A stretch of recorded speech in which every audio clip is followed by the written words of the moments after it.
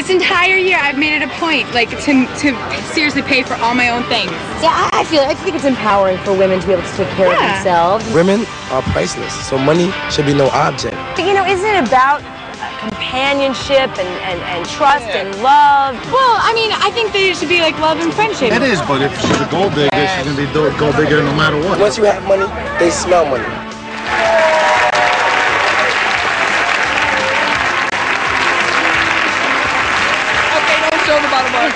We're back, and most of our guests say they are confident they would never come out the loser in their money-based relationships. But Monique, who's next to me, says she made the mistake of believing that too and could not have been more wrong. Okay, so you dated a guy for money, and it backfired. Tell us what happened. I met him out of a dare, and we dated for about 3 weeks, and he was buying me all this stuff, and, you know, it started, like, going and going and going, and it kept going, and I was all excited. You know, I had the jewelry, I had a car, he paid the rent, you know, you name it. All that in 3 weeks? Yeah, that's how it started. I had the nails done, and I got all caught up in it, and we stayed together for 7 years. We had 2 kids together, and my kids ended up getting hurt because we split up, and I feel so bad because it's like they're hurt and they're not seeing us together. And not only that, it's like I feel that if you're going to date somebody, because you know, you should date them because you love them, you know, and I felt so empty inside, and it wasn't right, and I ended up hurting him.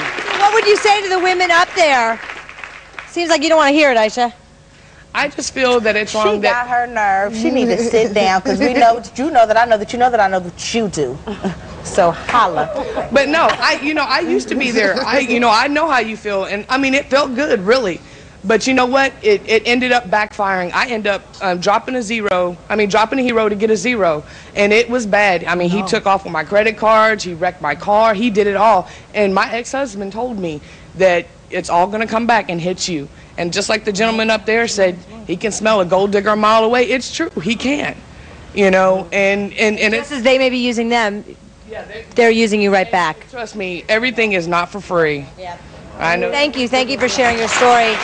All right, this is Gabe Fishbarg, author of The Guide to Picking Up Girls. You say that women are kidding themselves as they think that they're getting away with using men for money. All right, so are you disgusted by the display up here? Totally horrible. This is the most disgusting display I've seen in a long time. Look, in my book, it's very easy to pick up girls. I wrote a book called The Guide to Picking Up Girls.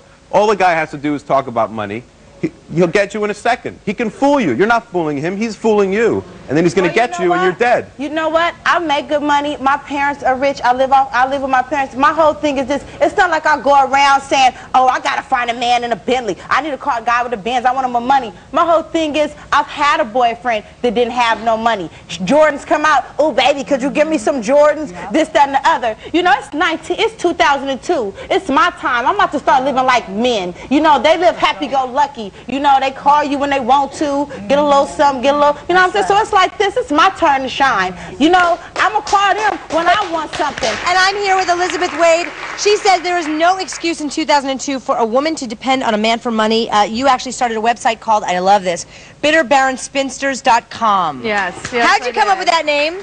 It was girlfriends and myself. We were approaching 30. We realized that we were single either through choice or circumstance.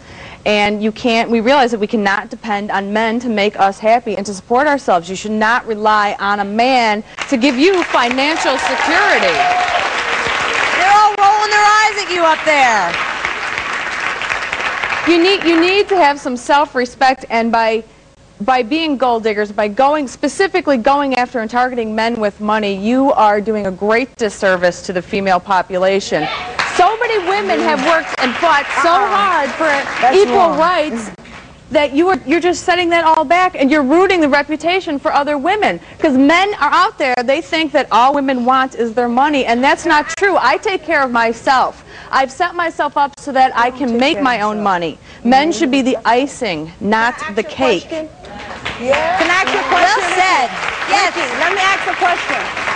You say women who go after men with money are wrong, or who only date men with money is wrong. How about men who only date slim women or light-skinned women or women with long hair or only attractive women? What's That's the not the difference in topic. that? That's not what we're talking about. I don't what's agree the with that. difference? What's the I don't difference? agree with that. I can only Whatever. speak as a woman. I can't speak for men. Well, what I'm saying Let me ask Tyrone. Wait, Tyrone is in the front row. What do you have to say in response to what they're The saying? issue is there's too much attention being paid to women who marry men. There are a lot of women out there, believe it or not, who have a lot of money, and men actually chase those women.